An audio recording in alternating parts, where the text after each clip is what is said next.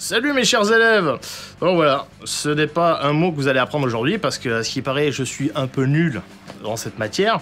Donc, il faudrait que je me mette sérieusement à jouer au MMO. Donc, je vous invite à me suivre dans mes aventures. Donc, c'est parti, on commence avec la création de perso. Alors, voyons, création du perso. Donc, qu'est-ce que je vais faire? D'abord, la couleur des cheveux, hein, voilà, que ça me ressemble un peu. Cheveux longs, ça c'est métal. Ensuite, la taille, hein, on va booster un peu parce qu'il faut pas déconner.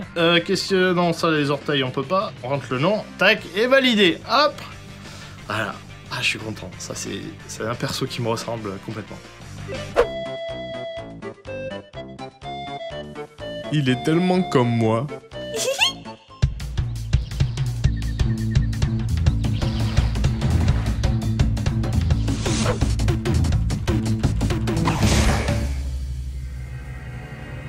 Salut à tous et bienvenue dans ce nouvel épisode de LFG consacré cette semaine à un épisode de LFG Test consacré à quel jeu?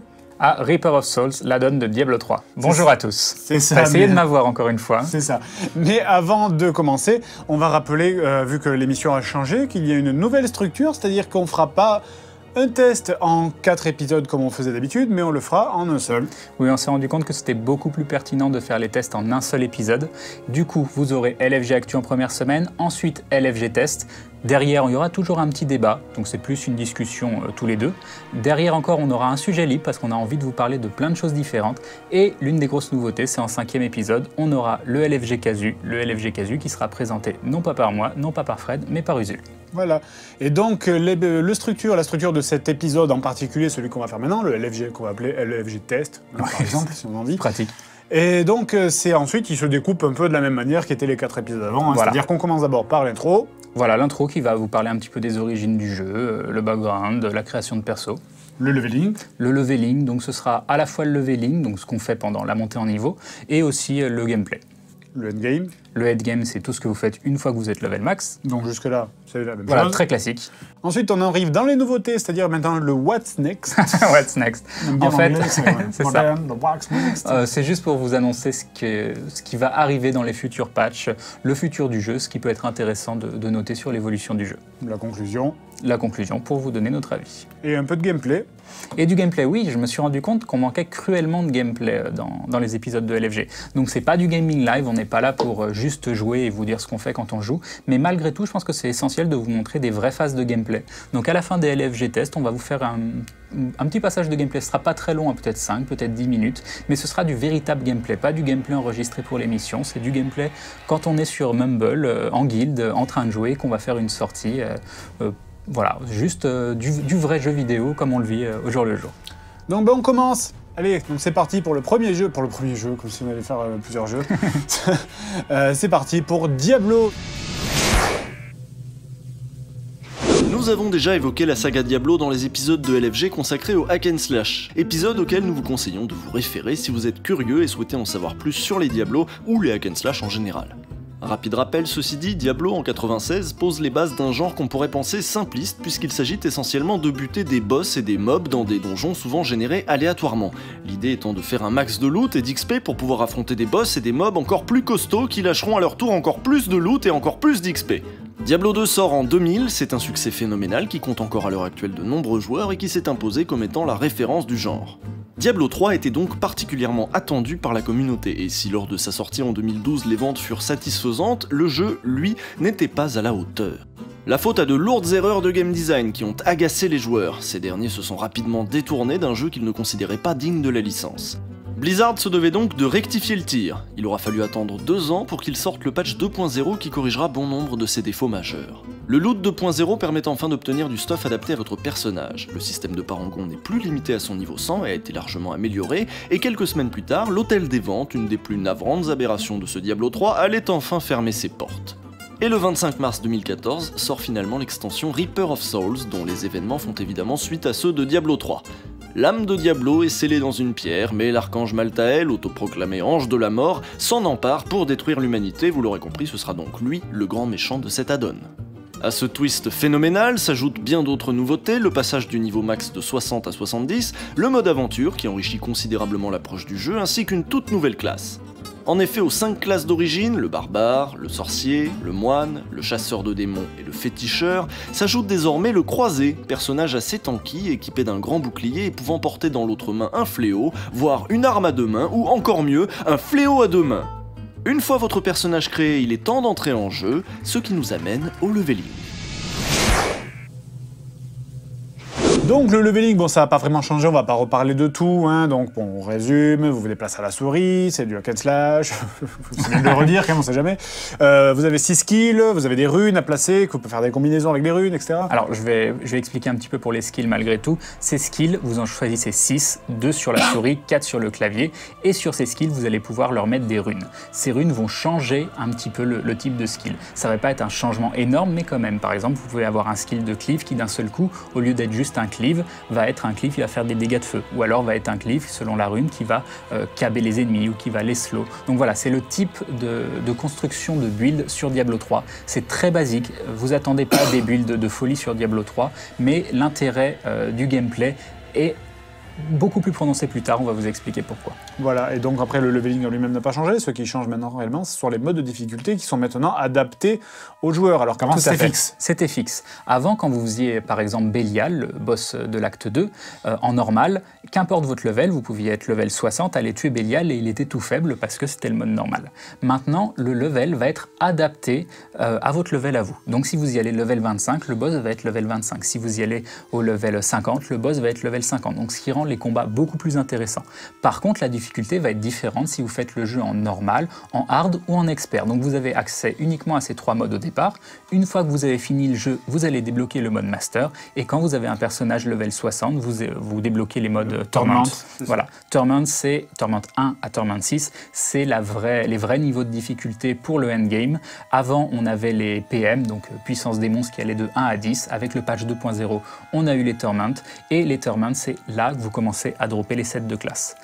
Ce sont des items qui ne peuvent être portés que par votre classe et qui en général ont des effets en fonction du nombre de pièces que vous avez. Vous avez 3 pièces, c'est tel effet, vous avez 6 pièces, c'est tel autre effet. Par exemple, moi j'utilise la volonté de Rael'Kor qui, avec tant de pièces, qui avec 5 pièces je crois, ou 4, me donne un bonus qui fait que ma charge a toutes les runes disponibles, ce qui est quand même très très bien selon le build que vous faites. Bon, donc la grosse nouveauté de cette extension, c'est le mode aventure qui vient d'arriver. Et alors, pour accéder au mode aventure, donc il faut finir le jeu d'abord, hein, c'est-à-dire faire les 4 premiers actes, et ensuite, surtout, faire le 5e acte qui vient juste d'être implanté. Voilà, vous devez faire le jeu en entier, faire toutes les quêtes. Donc, comme tu dis, les 4 actes qui étaient présents dans Diablo 3, et un 5e acte qui est tout nouveau, avec l'extension, et qui est vraiment très chouette. Pour pas mal de gens, c'est devenu leur acte préféré. Il a une ambiance un peu plus dark visuellement, il est vraiment plus chouette. Il y a des musiques qui sont magnifique avec des petites ambiances au violon. C'était vraiment un gros reproche qu'on avait à faire à Diablo 3, c'est que ça manquait d'originalité dans les musiques. Là, on retrouve des ambiances un peu glauques comme il y avait dans Diablo 2. Il y a même des passages, c'est quelque chose qui manque encore sur Diablo 3, mais il y a un petit début, donc peut-être qu'on le verra plus prononcé par la suite. Il y a des maps où vous allez avoir un éclairage à la torche. Dans Diablo 2, vous alliez dans certaines cavernes et vous pouviez voir uniquement à 1 mètre devant vous, juste l'éclairage de votre torche, et vous voyez absolument pas tout ce qu'il y avait autour.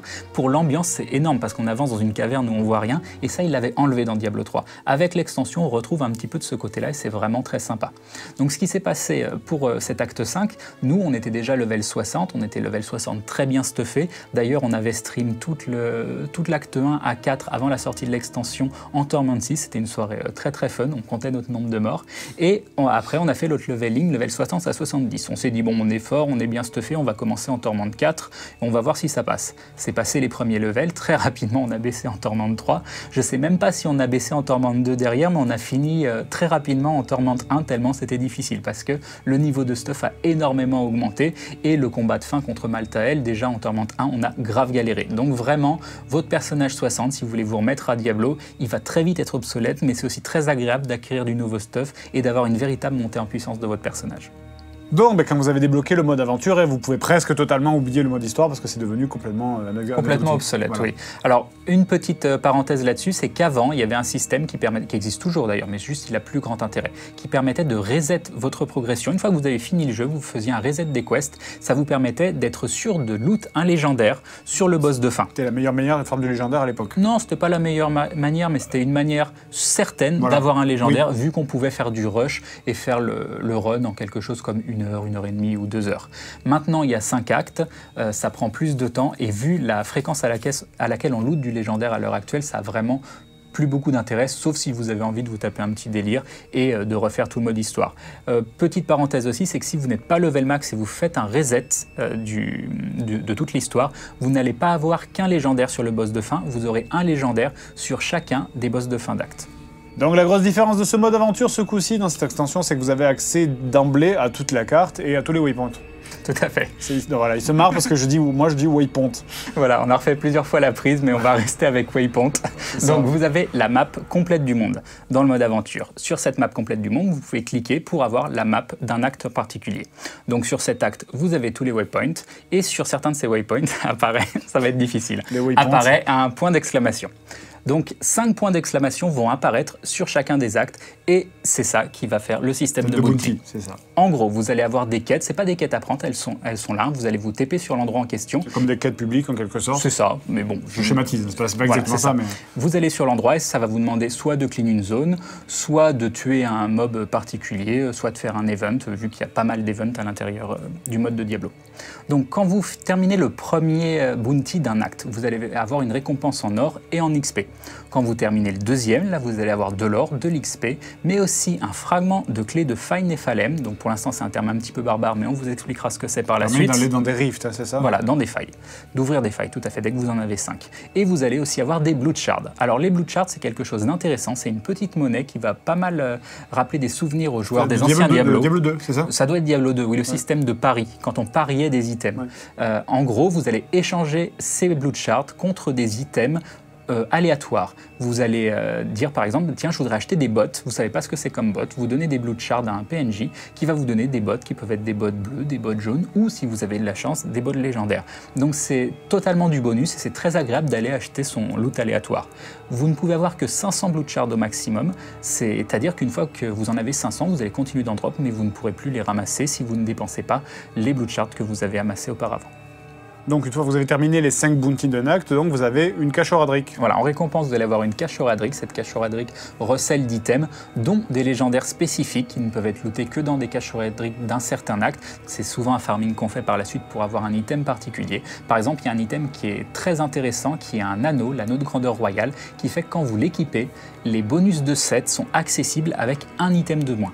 Je m'explique. Si par exemple vous avez un bonus de 7 qui demande 4 pièces d'un set particulier, et ben vous aurez le bonus en question uniquement avec 3 pièces de 7. C'est très très intéressant et très très utilisé parce que ça permet des combinaisons d'items beaucoup plus puissantes vu que vous allez pouvoir mélanger des sets. Donc vous farmez ces bounties, vous pouvez farmer les 5 actes, donc avoir 5 caches Horadric, mais ce qui se fait le plus souvent, c'est de farmer les caches Horadric en groupe. Voilà, c'est-à-dire qu'on se divise, on rappelle qu'un groupe c'est un groupe de 4. Tout à fait. Et donc quand on se divise, chacun part dans un acte en gros, et donc parce que ça valide même si on est dans des actes différents. Alors ça valide le compteur pour avoir la cache Horadric. Vous n'allez pas avoir la récompense du bounty en question si vous n'êtes pas au même endroit que la personne qui va le valider. Par contre, si vous êtes dans le même acte et que vous faites chacun un bounty, sur les 5 bounties nécessaires pour la cache Horadric, bah, ça vous en validera 4, il n'y aura plus que le 5e à faire. Donc vous allez pouvoir farmer de la cache Horadric très très rapidement. Et tant que vous n'avez pas ces légendaires spécifiques, vous allez le faire assez souvent et c'est très très rentable. Ça va aussi vous permettre d'avoir d'autres fragments de clés de Faille Nephalem. Voilà, bon ça c'est déjà un peu du contenu endgame, donc on va passer directement à la partie suivante. Le endgame, donc là on vient de finir les bounties, donc on va parler des rifts, la première chose, rifts qu'on obtient, enfin ce sont des failles qu'on ouvre en obtenant 5 fragments de clés de Faille Nephalem. Tout à fait, oui, tu l'as super bien dit. Oui, parce que tout à l'heure j'y arrivais pas. C'est vrai. Donc vous venez d'obtenir ces fragments soit par les bounties, soit par les caches Horadric, et vous pouvez ouvrir des failles qui vont être en fait le contenu de farming majeur, high level, ce que vous allez faire le plus souvent et ce qui est très très rentable. Alors le principe de la faille est très sympa, c'est-à-dire que vous allez avoir des maps totalement aléatoires. Vous ne savez pas si vous avez une grande map ou ou plein de maps avec plusieurs étages. Il va y avoir une barre qui va s'afficher sur votre écran et vous allez devoir tuer du mob jusqu'à temps que cette barre soit remplie. Et quand la barre est remplie, ça fait pop le gardien de la faille qui vous droppera plein de loot, souvent un légendaire ou un item de craft légendaire, ce genre. Sachant que c'est vraiment full random, c'est-à-dire vous pouvez autant avoir le pony level en mode carte aléatoire. Tout à fait, ou même le co-level, il y a un level avec des vaches et au lieu d'avoir des globes de vie qui vont dropper, qui sont d'habitude des boules rouges, là vous allez avoir des steaks. Voilà, vous allez ramasser les steaks, c'est des globes de vie. Enfin, se sont tapés un délire là-dessus. Moi, je l'ai toujours pas vu, c'est quand même très rare, très random. Il y a d'autres types de levels qui sont assez fun, notamment le level des gobs. Donc les gobelins sur Diablo, c'est ces petits gobs qui portent des sacs avec plein d'items dedans. Vous les tapez, ils commencent à courir et si vous les tuez pas assez vite, ils s'enfuient. Ils ouvrent un portail et ils s'enfuient. Bah là, vous avez un niveau complet avec des gobelins. Donc voilà, c'est Five, vous allez faire du farming aléatoire, du farming de mobs, c'est du hack and slash, c'est pour ça qu'on est là, donc c'est vraiment un très bon contenu, un très bon ajout. Donc ensuite, les Uber level 70, les Uber ça existait déjà avant, d'ailleurs on en avait déjà parlé dans la première émission où sur on les avait vaguement abordé Diablo, voilà. Diablo et Pass of Exile. Donc les Uber, le principe c'est qu'à la base vous farmiez 3 clés sur 3 mobs particuliers dans des actes différents pour crafter des machines infernales qui ouvraient des portails. Là c'est quasiment le même principe, sauf qu'au lieu de farmer 3 clés, vous allez en farmer 4. Ces 4 vont vous permettre de crafter une machine infernale, mais cette fois-ci la machine infernale vous allez pouvoir choisir quel type d'encounter vous allez faire derrière. Avant, c'était aléatoire, vous rencontriez un des 3 duos de boss, donc Magda Léoric, ou Gom Rakanot, ou Zoltun Siegebreaker. Là, ces trois-là existent toujours, mais en plus, vous allez avoir un 4e encounter. Uber Diablo. Donc Uber Diablo, le fight est assez sympa. En fait, Diablo est tout seul, mais il est en mode énervé. Ça se passe un petit peu comme pendant la phase 2 de Diablo, dans l'endroit un petit peu sombre quand vous êtes en phase 2.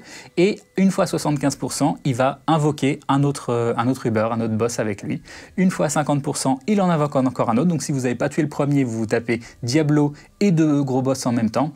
Et une fois 25%, il a un pouvoir d'illusion où en fait il va se dédoubler, vous ne savez pas quel est le bon Diablo. Donc si vous ne faites pas les choses dans le bon ordre, si vous n'avez pas le bon stuff, vous pouvez vite vous faire submerger, ça peut être du grand n'importe quoi. Mais c'est un fight très sympa. Donc ensuite, il y a le système de parangon qui existait déjà avant, mais qui n'était pas terrible, parce que ça ne permettait pas de faire une grosse différence. Petite parenthèse avant, on a oublié de le préciser, c'est pourquoi faire les Uber. Les Uber vont vous dropper des fragments qui vont vous permettre de crafter un anneau. Cet anneau a des stats, notamment un bonus d'XP. C'est plus vraiment un best-in slot comme ça pouvait l'être avant, mais c'est quand même un très bon anneau. D'accord. Bon, je peux parler du parangon maintenant, c'est bon. Donc nouvel ajout aussi, enfin non, c'est pas vraiment un ajout parce que ça existait déjà avant, c'est le système de parangon qui était présent mais qui n'était pas formidable et qui était surtout uniquement lié à ton perso qui te donnait un petit bonus. Maintenant, c'est lié au compte. C'est lié au compte, tout à fait. Avant, vous montiez un parangon level 70, c'était juste ce parangon qui était level 70. Vous montiez un nouveau perso, il était parangon level 0.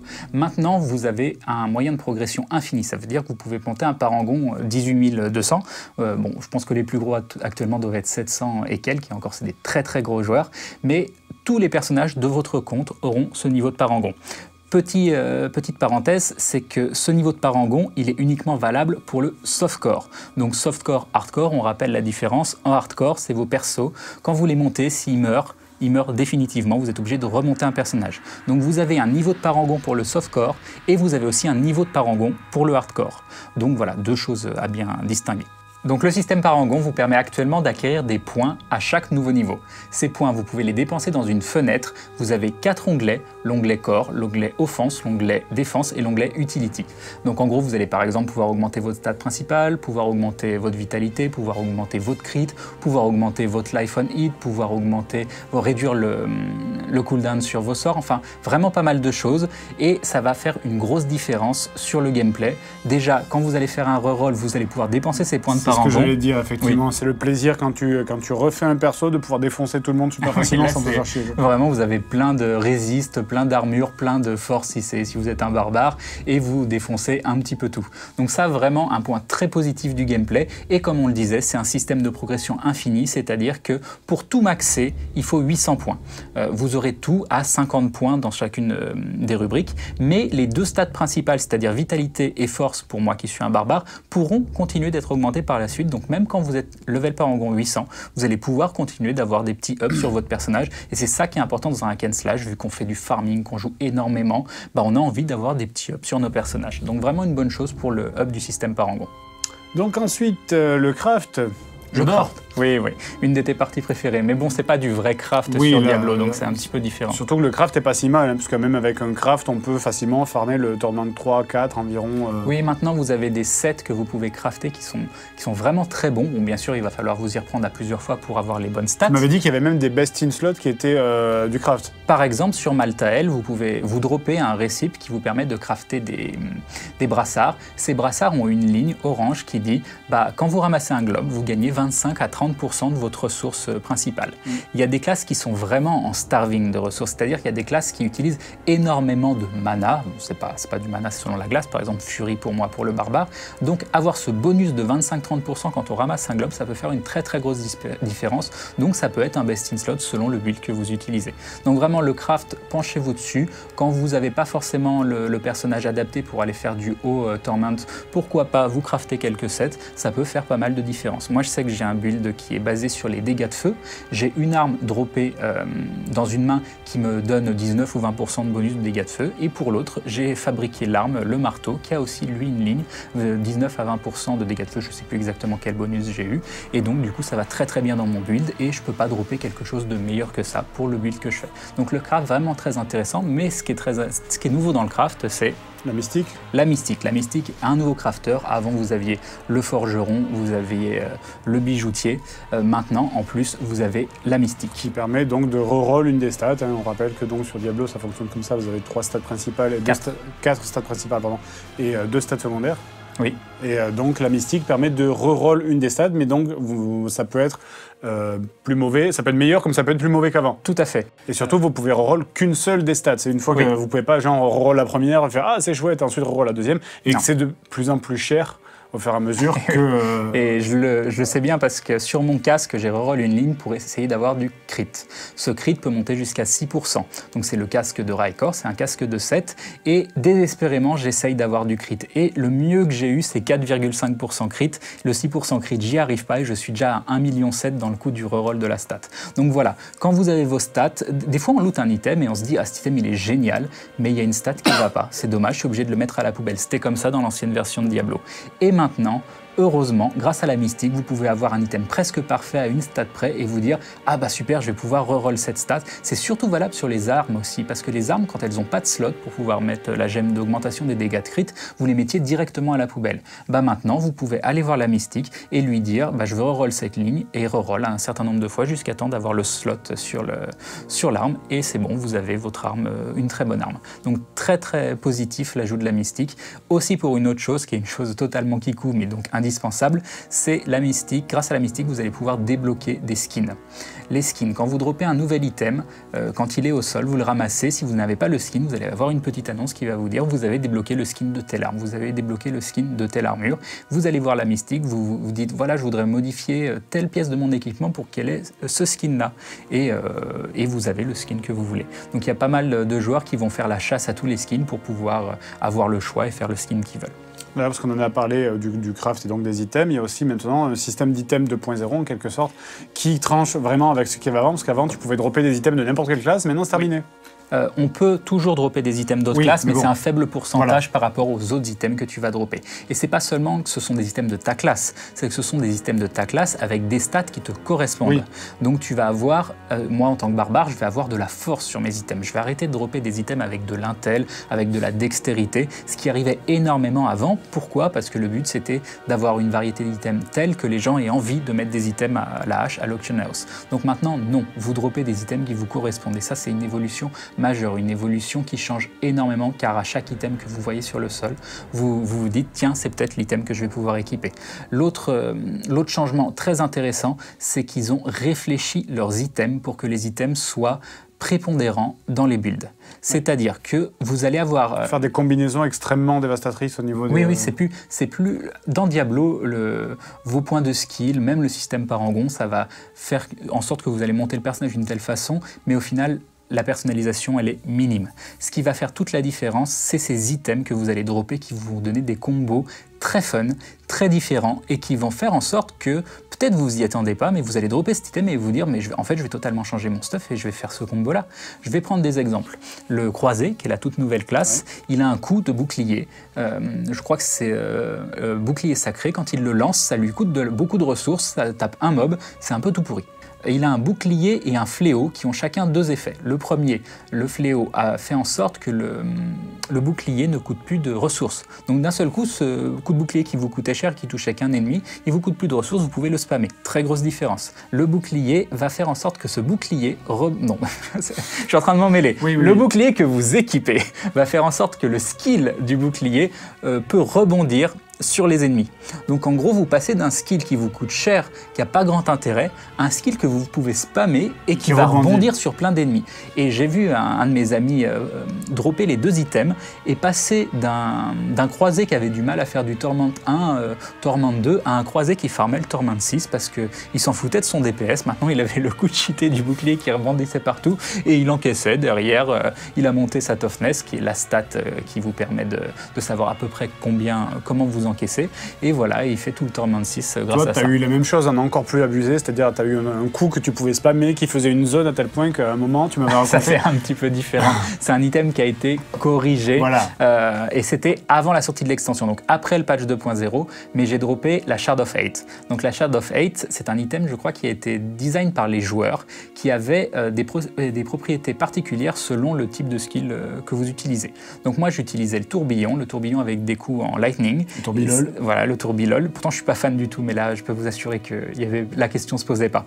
Et en fait, quand vous tournez sur vous-même, vous faites des petits éclairs partout et ça déboîtait l'univers. C'est-à-dire que je faisais plus de DPS qu'un groupe complet de joueurs avec lesquels je jouais avant. À tel point que jouer avec eux, c'était me ralentir comme c'était pas permis. Mon personnage était devenu une brute épaisse. Donc c'était hyper jouissif. L'effet a été amoindri. Oui. L'item existe toujours, mais c'est plus du tout autant abusé. Ouais. Je comprends que ce soit arrivé, mais bon, ça a fait un petit choc sur le moment. Mais c'était bien. Et d'ailleurs, parce qu'on en a parlé de combo, tu m'avais aussi parlé d'un combo super intéressant et qui là est vraiment abusé. C'est celui c'est le combo Unity avec le pet, c'est ça? C'est ça. En fait, vous avez un anneau qui fait que les dégâts sont partagés entre le nombre de personnes qui portent ce même anneau. Donc si jamais vous portez cet anneau et quelqu'un dans votre groupe porte le même anneau sans avoir lu la petite ligne et que vous prenez des dégâts, lui, ça se trouve, personne ne le tape et il va commencer à prendre des dégâts. Il va se demander, mais qu'est-ce qui se passe? Et là où ça devient très intéressant, c'est qu'avec l'extension, vous avez maintenant des légendaires de pet. Vous avez 2 types de légendaires sur chacun des pets, donc les compagnons qui peuvent vous accompagner uniquement quand vous êtes en game solo. Soit ce légendaire va faire en sorte que le compagnon a tous les skills, soit ce légendaire va faire en sorte que le compagnon est immortel. Et quand le compagnon est immortel sur Diablo, il ne prend pas de dégâts. Donc c'est-à-dire que si vous lui mettez l'anneau en question et que vous portez aussi le même anneau, vous allez prendre 50% de dégâts en moins. Le pet va prendre 50%, mais vu qu'il est immortel et qu'il ne prend pas de dégâts, il ne prend rien. Et en fait, vous pouvez faire tout le contenu en prenant 50%. C'est rien, un petit bonus, hein, je ne change pas grand-chose à la vie, je prends juste 50% moins cher. Voilà. Et c'est du work as intended, c'est vraiment c'est fait pour, c'est un très bon combo et encore une fois c'est valable juste en game solo, donc pourquoi pas, moi je trouve ça vraiment très sympa. Bon, le endgame, je pense qu'on a à peu près tout vu. Enfin, on n'a pas tout vu, il y a vraiment d'autres choses. C'est du hack and slash, c'est du farming pur et dur, mais maintenant le farming est quand même assez jouissif et il y a encore pas mal de choses qui s'annoncent pour la suite. What's next? J'aime bien ça. Je trouve ça un peu ringard, mais un peu mignon en même temps. Voilà, il fallait un titre pour la partie. Alors, qu'est-ce qui va arriver donc dans le futur pour Diablo? Qu'est-ce qui est prévu? Déjà, on va préciser qu'au moment du test, le jeu est en patch 2.0.6. Peut-être que le jeu aura un patch supérieur au moment où vous verrez l'émission, mais là, on vient de voir l'annonce pour le patch 2.1. Le patch 2.1 va apporter quelque chose qui était demandé par les joueurs depuis très très longtemps, quelque chose qui risque de changer complètement le jeu, de donner un intérêt nouveau, c'est le système des ladders. Les ladders, c'est le système de classement. C'est un système qui va s'apparenter à celui des anciens Diablo 2 a tenu, voilà, aussi longtemps. Je ne comprends pas pourquoi ils ne l'ont pas fait plus tôt. Ça a été demandé par les joueurs depuis tellement longtemps. Il y a un système équivalent sur Pass of Exile qui fait que le jeu a intéressé énormément de joueurs. Donc ce qu'ils vont faire, ils vont créer des sortes de petits concours sur des serveurs à part. Enfin, il faudra créer un nouveau personnage. Ce personnage aura des objectifs. Par exemple, arriver tel level en ayant fait tel ou tel achievement, tuer tant de mobs de tel type. Peut-être que l'endroit en question aura des settings différentes. C'est comme ça que c'est sur Path of Exile. Par exemple, tous les mobs ont des dégâts additionnels de tel type. Je ne sais pas encore trop comment ils vont gérer tout ça, mais en tout cas, ça va créer un nouvel intérêt parce que vous allez devoir monter un nouveau personnage, relever des défis, être en compétition avec d'autres joueurs. Il y aura des classements et à la fin de cette épreuve, donc peut-être 1 mois, 2 mois après, vous aurez le classement final avec des rewards que vous pourrez prendre sur votre personnage principal, sur votre compte principal. Donc ça peut relancer l'intérêt d'un jeu pendant des années parce que tant qu'il y a du nouveau contenu, des nouveaux défis intéressants qui sont lancés, de la compétition entre les joueurs, le joueur reste sur le jeu. Donc ça, très très bon point. J'espère que ce sera sur le PTR, donc sur le serveur test, au moment où vous verrez l'émission et que ce sera très bientôt sur le serveur public. Donc tu m'avais parlé aussi des Greater Rift, qui sont en gros, c'est dans les failles qu'on obtient avec les clés de Find Nephalem. À chaque fois je galère avec ça. Donc ça te permet, c'est une rift supérieure par-dessus là. En fait, vous allez obtenir des fragments pour ces Greater Rift en tuant les gardiens des failles que vous avez fait auparavant. Donc ce seront des failles qui fonctionneront un petit peu différemment parce que là elles seront timées, c'est-à-dire que vous allez tuer des mobs et vous devrez remplir la barre en un certain temps pour accéder au niveau supérieur. Vous n'aurez pas de loot à ramasser avant la fin de la faille parce que sinon ça vous ferait perdre du temps. Mais pareil, il y aura un classement, ça va être plus difficile, le but ce sera d'avancer le plus loin possible. Pourquoi pas, ça semble très intéressant, j'ai aussi hâte de voir ça. Il y a pas mal d'autres contenus qui sont annoncés, notamment je crois que ce sont les Legendary Gems ou quelque chose comme ça, qui sont des gemmes évolutives. Qu'est-ce qu'il y a d'autre qui est intéressant? La modification des légendaires, ça on vous en a parlé juste avant, vraiment ils veulent rendre le jeu fun avec des builds différents une fois que vous avez les bons items. Ce qu'ils aimeraient, c'est que leurs items légendaires soient tous très utiles. Donc ils vont refaire les items légendaires petit à petit pour que chaque item ait un intérêt et trouve son utilité à l'intérieur d'un build, à l'intérieur d'un nouveau build, avec une combinaison que vous allez trouver. Donc vraiment, on a l'impression qu'ils commencent à écouter la communauté et que le jeu avance dans la bonne direction. J'ai vraiment hâte de voir le système des ladders, j'ai vraiment hâte de voir les Greater Rift et j'ai vraiment hâte de voir ce qu'ils vont faire avec la suite du jeu. On approche doucement de la fin de cette émission. Alors la conclusion, finalement, Diablo 3 Reaper of Souls avec ce donne. Donc est-ce que c'est pas finalement ce que ce Diablo 3 aurait dû être dès le début? Dans le LFG sur les hack and slash, je vous avais dit, si l'extension de Diablo est vraiment bonne, si elle redonne un intérêt, une nouvelle jeunesse au jeu, je ferai un LFG dessus. J'ai fait un LFG dessus, c'est vraiment pour vous dire que le jeu n'a plus rien à voir. Il est vraiment bien meilleur comme il est actuellement. Est-ce que c'est le jeu comme il aurait dû être à sa sortie? Je ne sais pas. Mais par contre, avec l'arrivée des ladders, avec tout ce qui est annoncé par la suite, il y a de grandes chances qu'on ait enfin ce successeur à Diablo 2 par la suite. C'est vraiment un jeu sur lequel on passe du temps avec plaisir. Il y a quand même un petit défaut, et ça je m'en rends compte, j'ai des amis autour de moi qui campent énormément Diablo, mais on a tous tendance à quand même laisser le jeu de côté au bout d'un moment. Il manque un tout petit peu de variété dans le gameplay. Farmer les failles, c'est sympathique, mais au bout d'un mois ou deux, peut-être qu'on se lasse et qu'on a envie de faire autre chose. Donc, avec le système de ladders, avec tout ça, on devrait pouvoir avoir un contenu assez varié pour avoir le hack and slash qu'on a envie de farmer. Donc oui, Reaper of Souls actuellement est un très bon jeu. Tu dis que les gens ont tendance à se lasser sur ce jeu, du coup finalement à qui s'adresse ce jeu un peu?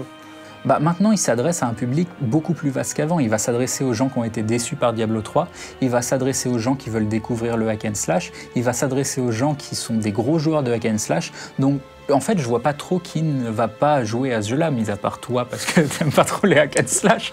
Mais quand même, maintenant, t'as un avis beaucoup moins négatif qu'avant. Depuis que j'ai joué à Marvel Heroes, oui, effectivement. Parce que c'est rigolo et parce que c'est des super-héros, sinon. Oui, c'est du hack and slash, c'est du farming, c'est ça qui est fun. Mais autre petit bémol, c'est l'attitude de Blizzard. Moi, j'ai toujours eu beaucoup de mal avec la politique de Blizzard, qui est d'avoir une vision du jeu et de s'enfermer dans cette vision du jeu. Il commence à s'ouvrir à la vision des joueurs, mais il arrive souvent que des contenus soient nerfs parce que les joueurs vont s'agglutiner dessus parce que c'est considéré un peu comme un exploit ou c'est du farm un peu trop facile et ils se disent mince, tous les joueurs sont sur cet endroit, donc plutôt que de modifier légèrement le contenu pour rendre intéressant le reste, ils préfèrent nerfer ce contenu qui est farmé et qui est fun et frustrer un petit peu les joueurs. Oui, mais après, si jamais si jamais tu fais de la politique de up par le haut, c'est-à-dire plutôt que de nerfer un truc, tu up tout le reste, tu te retrouves avec un jeu qui globalement est très facile et qui perd de la durée de vie. C'est vrai, c'est un petit peu le problème de Marvel Heroes d'ailleurs, qui a cette politique-là, mais je pense qu'on peut trouver un juste milieu. Quand on farmait les coffres, donc je vous explique rapidement le principe, il y avait des coffres qui popaient, on allait sur les maps juste pour trouver ces coffres, on était en vocal et on se disait tous « Ah, j'ai trouvé le coffre » et on arrivait tous à cet endroit-là et en fait on tuait assez peu de mobs et on ouvrait majoritairement des coffres. Et on s'éclatait. On passait des super moments sur Mumble. Et là, ils ont décidé que c'était pas la façon dont ils voulaient qu'on joue à leur jeu. Et ils font ça assez souvent. Ils l'ont fait avec le farming de la Crypt of the Ancient pour les parangons. Ils l'ont fait avec, je sais pas, enfin, il y a plein d'autres exemples. Mais encore une fois, ils ont dit non, ce n'est pas de cette façon dont on veut que vous jouiez à notre jeu. On veut que vous jouiez sur les autres aspects. On veut que vous fassiez des choses diversifiées. Et de temps en temps, le joueur n'a pas forcément besoin de diversité. Et je pense à un exemple particulier, un exemple qui est flagrant dans Diablo 2, c'est le boss run.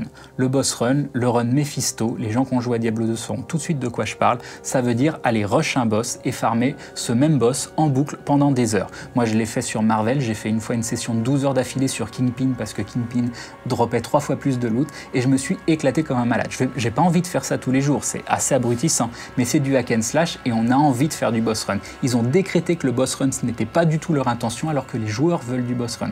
Voilà, ça c'est un gros défaut de la politique de Blizzard, mais ça n'empêche pas que sur Diablo 3, ils ont fait quelque chose de très bien, ils ont amélioré le jeu, ils l'ont rendu viable, et cette extension est vraiment quelque chose de positif. Il y a quelque chose dont on n'a pas parlé aussi, c'est que Diablo 3, c'est certainement un des jeux qui est le plus streamé. Oui, c'est vrai qu'il y a une très grosse communauté de streamers et je me surprends assez souvent à jouer à Diablo 3 et à mettre un stream de quelqu'un qui est en train de jouer à Diablo 3 à côté. Donc ce jeu a créé une communauté de streamers assez importante, donc n'hésitez pas à les regarder un petit peu à droite à gauche. C'est un jeu agréable à regarder en streaming. Ben voilà, LFG Test, c'est terminé pour aujourd'hui, donc n'hésitez pas à suivre les actus de l'émission sur Facebook, sur Twitter et aussi sur ton Twitch du coup. Tout à fait. Donc pareil, vous avez l'adresse qui s'affiche quelque part. Et donc on se retrouve la prochaine fois pour quel jeu ? Pour quel jeu ? Normalement Star Wars The Old Republic pour le prochain LFG Test, donc d'ici 5 semaines. Mais là, on se retrouve la semaine prochaine pour un LFG débat. Mais avant ça, on se quitte sur une vidéo de gameplay. C'est toi qui fais la conclusion maintenant ? Oui, je t'ai volé ta conclusion. C'est parti, c'est ouvert. Oh mais... Allez, go. 17%, c'est pas bon. Allez chez les araignées. L'objectif de la faille, ne pas claquer le zerk sans faire exprès. J'ai su sucre. Well done. Ah, Link, ta soge ? Mais non, l'achievement. Ah, l'achievement. On s'en fout, quoi. Ouais, il a Je m'en fous de l'achievement.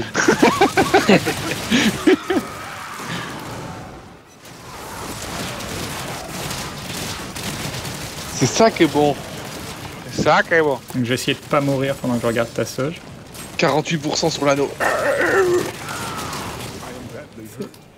Il se passe des trucs pas cool. Oh putain. Ça va bien se passer.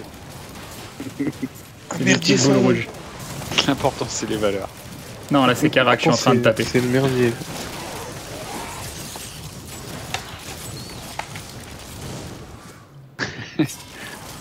Mais non. C'est quand même un peu sur Bagdad, place. hein. Saute sur place et ça se passe bien, c'est sûr. Boing, boing, boing, boing.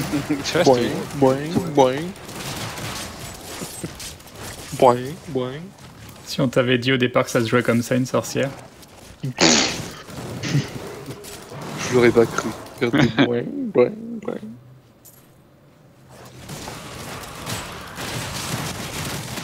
Je me fais un peu plus casser la gueule que dans la faille d'avant. Alors Attends, c'est la même difficulté, hein.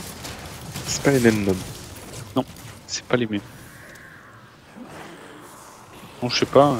Moi, je passe mon temps à courir dans tous les sens sans pour autant aller leur faire des bisous. Bon, 155% de feu, ok? Vous respectez? Ah, c'est pas mal. Beaucoup, hein. J'ai que 97. Sûr que tu mens. Moi? Oui. Tu veux un screen? Je pense que tu mens. Non, mais tu vas le trafiquer ton screen. Ouais. Photoshop, quoi. Remarque. Ouais, je suis pas, tu prendras mon compte. Je te dis. Sur les élites, j'ai 43%. Ah, joli. Et sur mon skill, j'ai 25. Ça prend beaucoup. Je suis content. Elle était bien cette fille. Mais j'ai souvent envie de taper Kara, je sais pas du tout pourquoi. C'est qu'il est blanc. C'est pas très très gentil. Moi je trouve ça bien de taper Kara. On peut faire un tour sur la map PVP, hein, mais Je suis pas convaincu c'est un peu, du c'est un résultat. peu limité. Ça va pas être drôle. La J'ai map peur de dire, PVP moi. elle est un peu limitée. Hein. Des trucs explosent là, oui. Non mais t'es invincible. Tout va bien. C'est pour ça que tu prends pas de dégâts en fait. Je me disais, ça y est, je suis fort. Je me disais, putain. Ça se passe bien là. On va monter en T6, ça passe bien.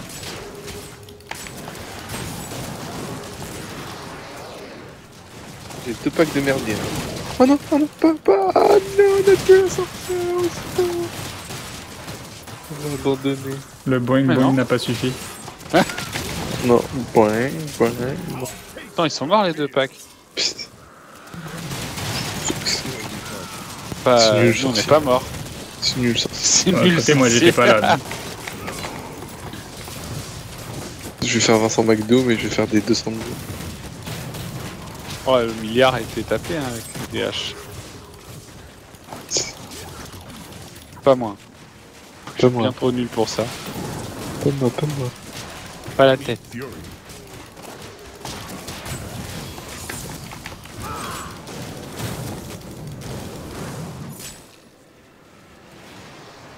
Wow, c'est merdier. Ça manque ça, un peu quoi. le jump quand même.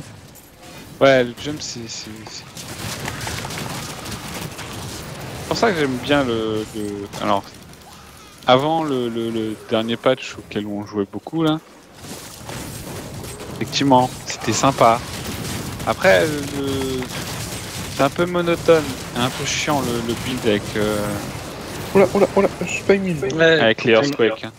quand on avait l'impression que t'étais AFK tout le temps là, Ouais, mais c'est le gameplay de mon barbare, c'est ça, AFK. placé à côté.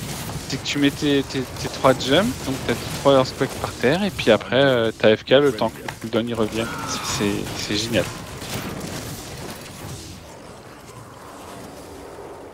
Ça me fait pas rêver. Alors c'est marrant, ça m'a pas fait rêver non plus, mais bon. Après, une Shard of Hate, un tourbillon, Ça marche plus. Hein. c'était très très bien.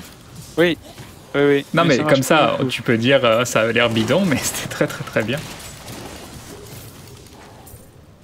Oui, mais là ils ont Un juste bouton. cassé le régène énergie sur le barbare.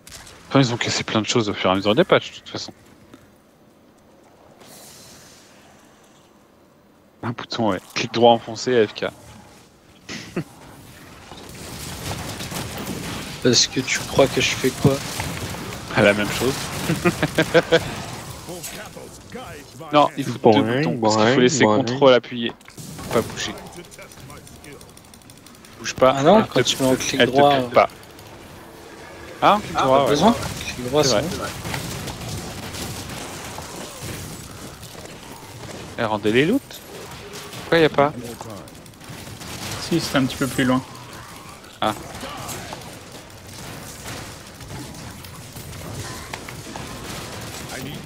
On en est où? 80%? Ça va, c'est bon. Il y a du magique là. Pareil. Il manque un.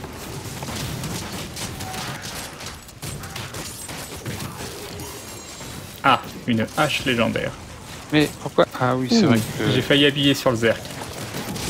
On a frôlé l'incident diplomatique. Bien joué de pas l'avoir fait.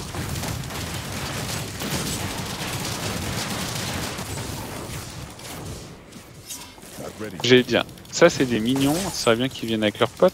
Il est là, Il est où? un peu après. Et Mais puis là. pur quoi. Moi je trouve ça rigolo. Je peux pas jouer avec toi. quoi. Je Comme il est là, dégoûte les gens. t'es en train de le taper, Puis il est plus là. et paf, il est plus là. On me voit, on voit plus. On voit un peu, on voit plus. Non mais revenez. Ah, mais faut revenez. revenir. d'accord. Mais revenez. On m'appelle là. C'est quand je suis tout seul que je me rends compte que 25 millions ça suffit pas. Ça, c'est dingue ça.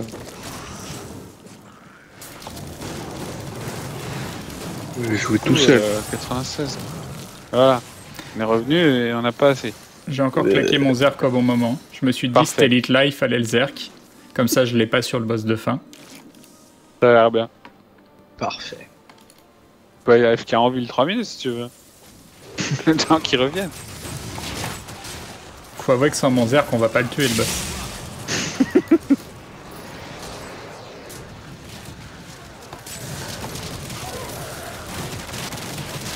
Boing, boing, boing.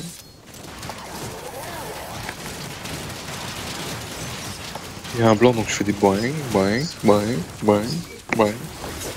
Est-ce que je dois faire les bruits de ricochet de mon bouclier? Vas-y. Parce que bon, il y en a un certain nombre. Oh non, Oh non, sérieusement. oh Tout s'était bien passé jusque-là. C'était le C'est- sans faute. Ouais, il manque le berserk, je pense. C'est ça.